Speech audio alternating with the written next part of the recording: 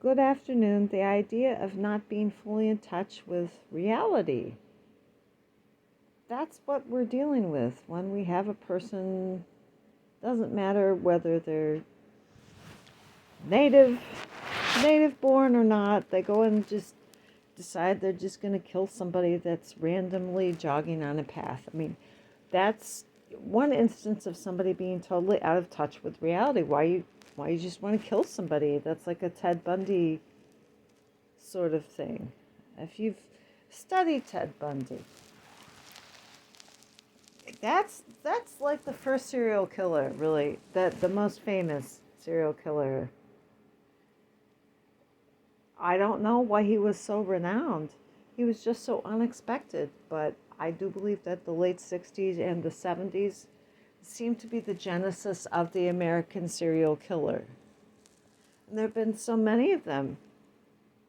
You have the Happy Face Killer, you have the Green River Killer. Who sticks out in your mind? Well, Eileen Wuornos and Ted Bundy and Charles Manson, and may the other one rest in peace, because I hope he really did repent. I mean, I just don't want to just rub salt in the wound of family members. It's like, I didn't know the kid was going to turn out to be a serial killer. So, yeah, I know. It's like, let's talk about the issue of just letting any kind of weird person stream into your neighborhood. I have to take you back because of course, I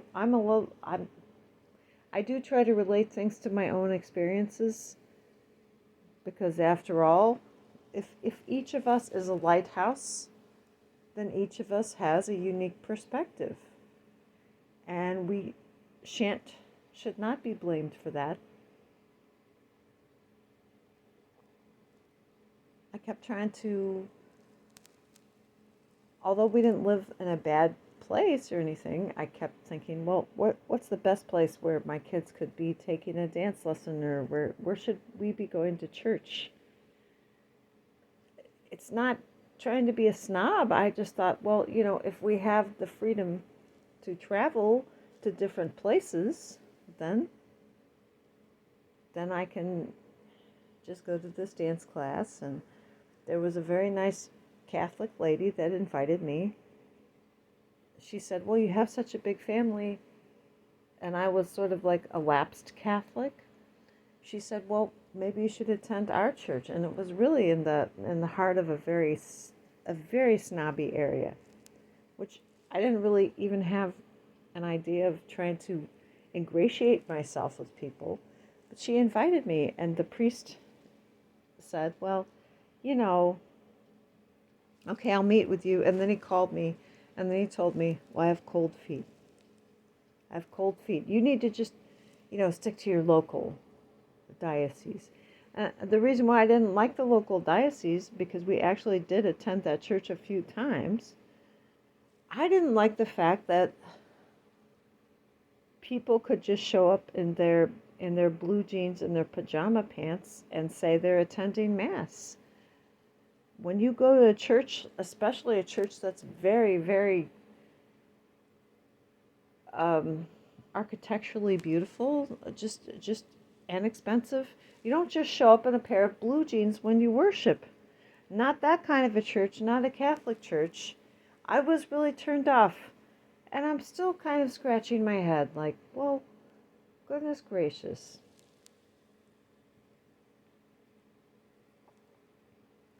Why are people rejected?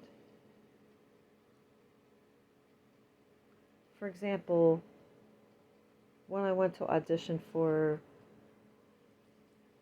I did all kinds of things and that didn't really work out.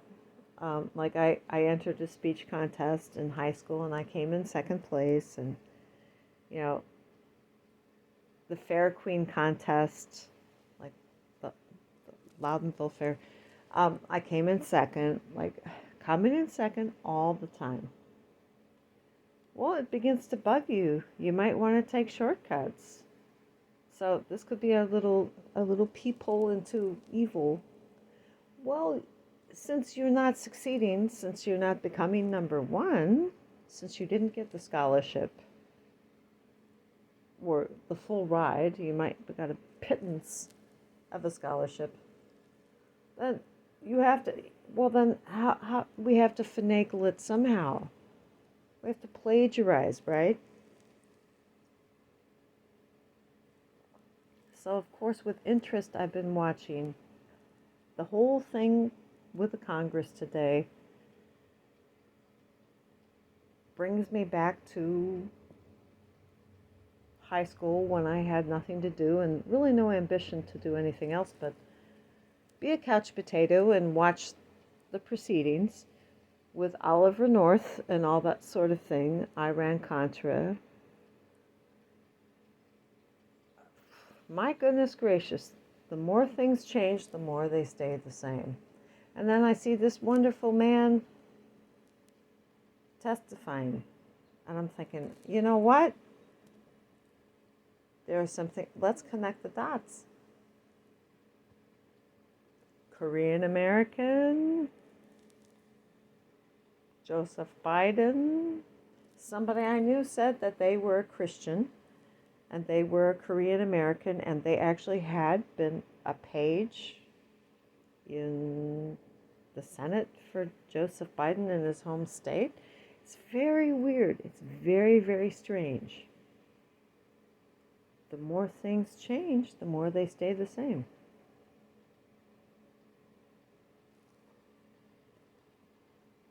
I would say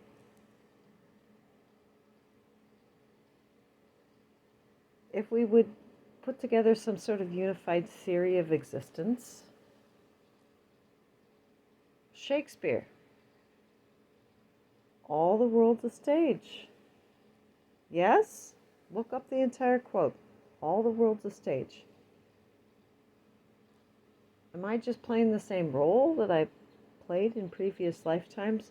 Because my mother was one of those people that was open to Eastern philosophy, like reincarnation isn't beyond the realm of possibility, and, let's listen to the Beatles and burn incense. Why are you burning incense? Because you're smoking pot and you're trying to cover up the scent. Now I understand.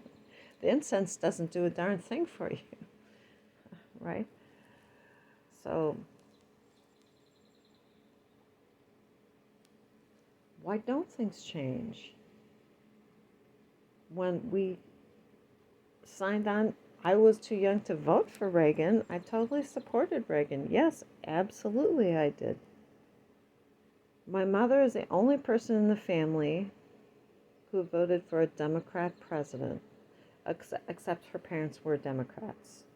Yeah, I mean they didn't like Republicans and all that sort of thing. That's the way it goes. And then over time, things change, and you realize, hey, Reagan was just, they would always like put Reagan down, and that annoyed my parents-in-law. My father's parents-in-law. My grandparents used to put Reagan down, and he hated that because he's like, my dad loved Reagan. He loved him. A lot of people had a lot of reasons to love Reagan. And now we have a lot of reasons to hate Trump. As I said in a previous message, I actually voted for Trump, but for an entire 4 years, I didn't even listen to one speech that he gave because I was really, really busy with my institution of higher learning. It's no joke. I was really busy trying to be this working stay-at-home mom and a student online. It was, that song from the 80s, every little thing she does is magic. Every little thing I did was just garbage. The more I tried, I was like, you're just failing more successfully the harder you try. Oh, maybe it's not my time for greatness. You're supposed to wait, folks. And, although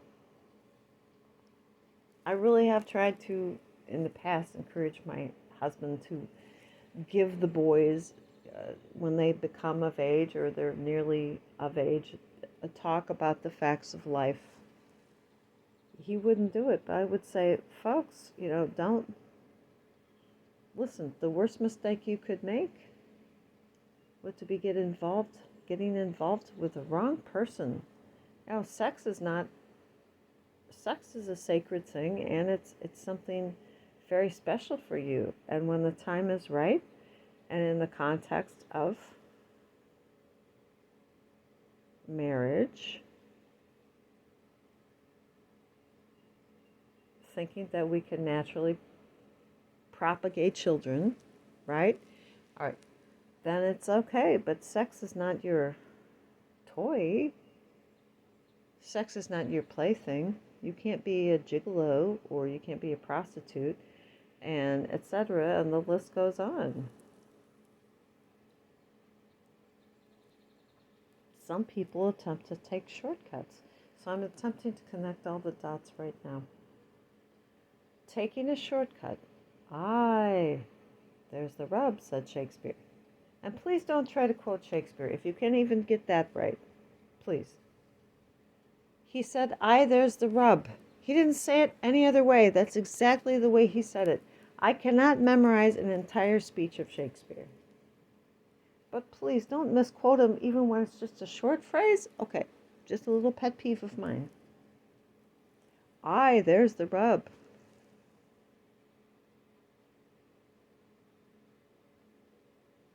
Back in the 70s, I saw this movie because I was forced to watch movies because I really didn't have anything else to do. So we actually did have HBO in the trailer park. And it was, what was that? Well, it had the lady with the short hair and Richard Dreyfuss and the little girl and the director, who also was an actor on the Jeffersons. He said, Shakespeare himself was a flaming homosexual. It's like, I don't know whether Shakespeare was a flaming homosexual. I just really liked the fact that he really was probably the best playwright ever. Oscar Wilde, okay. But William Shakespeare, he tops them all. He's the cream of the crop. Why does the cream of the crop behave as if they're in last place? I'm trying to understand that about England right now. It's a puzzlement. Did you see My Fair Lady? Did you see The King and I? Everything is very English and British and proper. Somehow there's going to be something English and British and proper brought into it. We loved England. I mean, I loved England. My father loved England. His parents loved Germany. And my father loved England. Hitler loved England as well, but that doesn't mean anything. Why, you set your sights on other people and you think, I want that society. Listen, you need to find your own brand and your own identity. I'm not sure what it is. Stop being envious of other people. In time, if you're patient, God will show you who you're supposed to be. Don't be frustrated. Don't try to fit into the certain mold. That does not go along with God's plan. Because if you read the Bible, it says He placed people in different places around the earth in the New Testament so they may seek Him and find Him on their own as little clusters of people, societies, cultures that would individually seek and know God according to their personal attributes. Only Nazis and commies want everybody to be the same and march lockstep with a goose step. It's not, listen, this isn't tenable. I think the point of my message is you're thinking about doing something really drastic, like if we could just use deadly force and bomb a population, then the world would be a better place. I don't think so. Please, with all due respect, I don't think so. I want you to keep your culture. I want you to seek God in your own way. But if you're seeking God means that you're going to try to destroy my country, I have to object.